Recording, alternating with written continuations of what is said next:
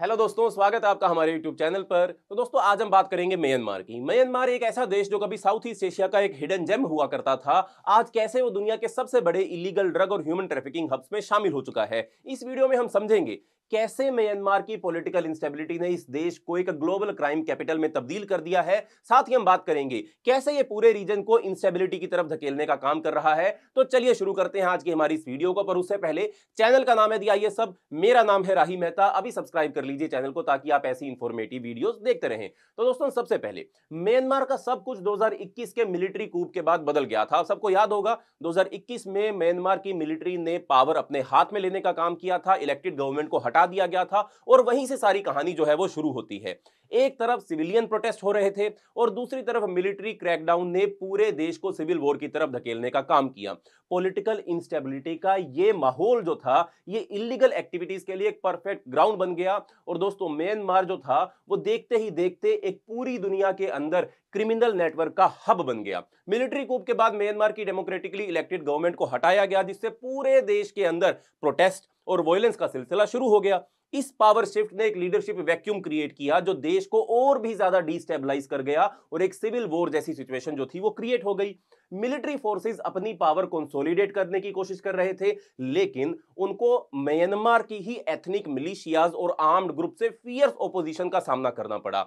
Power struggle के नतीजे में सेंट्रल गवर्नमेंट इनइफेक्टिव हो गई थी, जो हर फैक्शन और रीजन को कंट्रोल नहीं कर पा रही थी। इससे इलीगल एक्टिविटीज, ड्रग प्रोडक्शन और ह्यूमन ट्रैफिकिंग को फ्लरिश करने का एक बहुत ही अच्छा मौका मिला। और देखते ही देखते म्यांमार जो था वो इसी सिविल वॉर के बीच देश के डिफरेंट रीजन में एथनिक मिलिशियाज और आर्म्ड ग्रुप्स के चलते अपना कंट्रोल जो था उन सभी ने अपने अपने इलाकों में म्यांमार के अंदर एस्टेब्लिश करने का काम किया। ये ग्रुप्स जो पहले अपने राइट्स के लिए लड़ा करते थे, अब ड्रग्स और ह्यूमन ट्रैफिकिंग जैसे इलीगल बिजनेस में शामिल हो गए हैं। अपने अपने ऑपरेशंस जो है वो यहीं से ही फंड करने की कोशिश कर रहे हैं और उसमें वो कामयाब भी होते जा रहे हैं।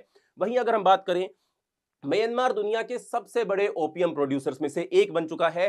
अफगानिस्तान में जब से तालिबान का राज आया है, तालिबान ने अफगानिस्तान के अंदर अफीम की खेती को बैन कर दिया है, ओपियम खेती को बैन कर दिया है। और यहां जो म्यांमार है, यहां के फार्मर्स ने इसी मौके का फायदा उठाया और गोल्डन ट्रायंगल एक बार फिर से ड्रग प्रोडक्शन का एपिसेंटर बन गया। अब इसकी थोड़ी डिटेल्ड एक्सप्लेनेशन भी हम समझते हैं। म्यांमार की जो जियोग्राफिकल जो लोकेशन है, अगर आप इसको देखें तो ये एक ऐसी लोकेशन है जहां पर गवर्नमेंट कंट्रोल ना होने के कारण ये दुनिया की लार्जेस्ट ओपियम प्रोड्यूसर में से एक बन गया है। गोल्डन ट्रायंगल रीजन में म्यांमार काफी फर्टाइल है, यहां ओपियम कल्टीवेटर्स के लिए परफेक्ट कंडीशन मौजूद है। जब ओपियम का ट्रेड बूम कर रहा था, म्यांमार ग्लोबल ड्रग मार्केट में एक की प्लेयर बन गया। जब अफगानिस्तान में तालिबान ने पॉपी बैन किया, म्यांमार ने अपने पॉपी कल्टीवेशन को और भी बढ़ाया और अब म्यांमार दुनिया के टॉप ओपियम प्रोड्यूसर में से एक बन चुका है। अब इसके साथ साथ सिर्फ ओपियम तक ही सीमित नहीं है। म्यांमार जो है वो मेथ पिल्स, जो यहां पर याबा के नाम से जानी जाती हैं, चाइना, थाईलैंड और इंडिया जैसे देशों तक पहुंचाई जाती हैं म्यांमार के थ्रू ही। यानी कि सिंथेटिक ड्रग्स में भी म्यांमार जो है वो बहुत आगे निकल चुका है। इसका इंपैक्ट सिर्फ हेल्थ क्राइसिस तक सीमित नहीं है, ये ड्रग्स इलीगल कार्टेल्स और ऑर्गेनाइज्ड क्राइम नेटवर्क को और भी ज्यादा स्ट्रांग बनाने का काम करते हैं। म्यांमार में जो मेथ प्रोडक्शन है वो लगातार बढ़ती जा रही है। ये ड्रग्स जो लोकली याबा के नाम से जाने जाते हैं, साउथ ईस्ट एशिया के हर देश के अंदर अब इनको भेजा जा रहा है। ये जो बढ़ता हुआ प्रोडक्शन ना सिर्फ पब्लिक हेल्थ को इफेक्ट कर रहा है, बल्कि क्रिमिनल कार्टल, जैसे मैंने आपको बताया, और ऑर्गेनाइज क्राइम सिंडिकेट्स को भी मजबूत बनाने का काम कर रहा है।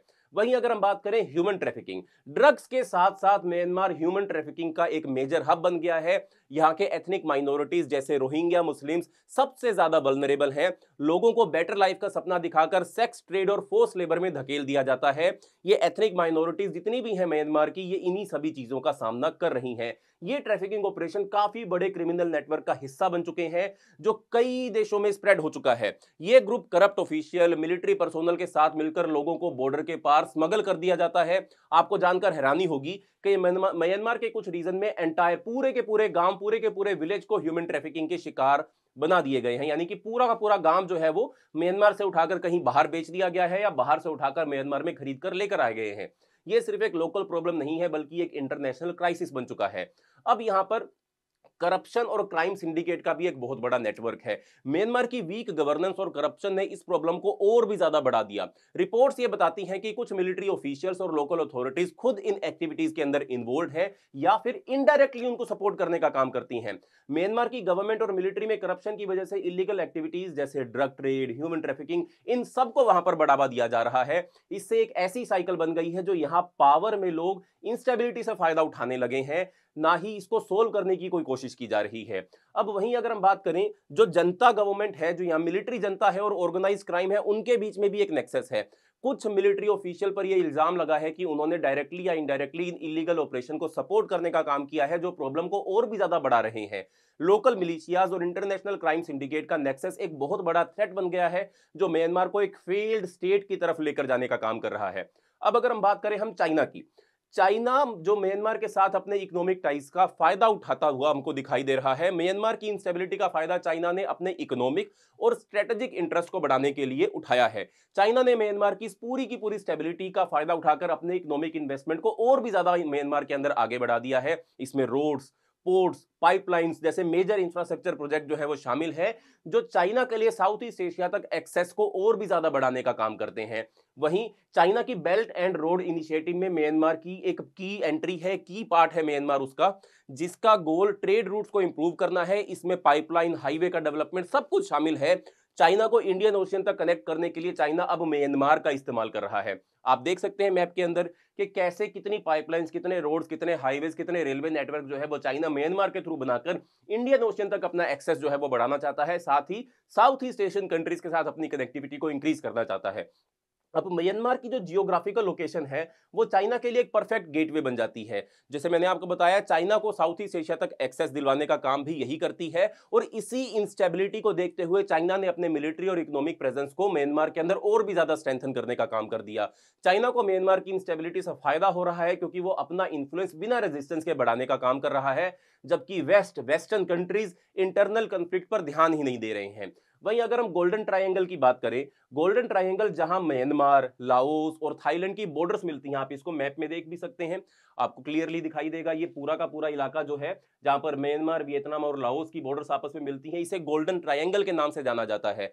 गोल्डन ट्रायंगल में दुनिया की सबसे ज्यादा नोटोरियस ड्रग्स जो है इनको स्मगल करने का काम किया जाता है। म्यांमार का गोल्डन ट्रायंगल रीजन अभी भी ड्रग्स के इलीगल ट्रेड्स का एपीसेंटर बना हुआ है, जहां से पूरे वर्ल्ड के अंदर ओपियम और मेथ की सप्लाई की जाती है। मेथ जो है आपने शायद नाम सुना हो, बहुत ही बड़ा, बहुत ही खतरनाक सिंथेटिक ड्रग है, जिसकी एडिक्शन पूरी दुनिया के अंदर बहुत सारे देशों के अंदर बहुत सारे लोगों को हो चुकी है, और म्यांमार उसकी सप्लाई करके इस एडिक्शन को और भी बढ़ाने का काम कर रहा है।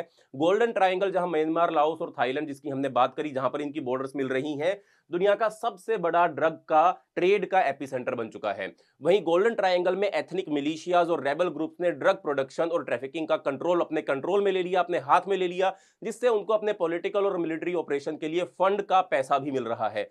अब गोल्डन ट्रायंगल का ये रीजन ना सिर्फ ड्रग्स बल्कि ह्यूमन ट्रैफिकिंग और आर्म स्मगलिंग के लिए भी जाना जाता है। इसकी वजह से ये रीजन हर साल बिलियंस ऑफ डॉलर्स का इलीगल ट्रेड जनरेट करने में कामयाब हो रहा है।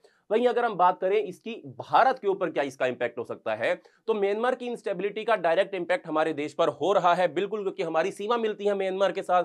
इंडिया के नॉर्थ ईस्टर्न स्टेट जैसे अरुणाचल प्रदेश, नागालैंड, मणिपुर ड्रग्स और इलीगल माइग्रेंट्स के इन्फ्लक्स से जूझ रहे हैं। म्यांमार की बॉर्डर इंडिया के नॉर्थ ईस्ट स्टेट से मिलती है, जहां स्मगलिंग रूट्स, ड्रग्स और इलीगल आर्म्स को इंडिया में लेकर जाने का काम किया जाता है।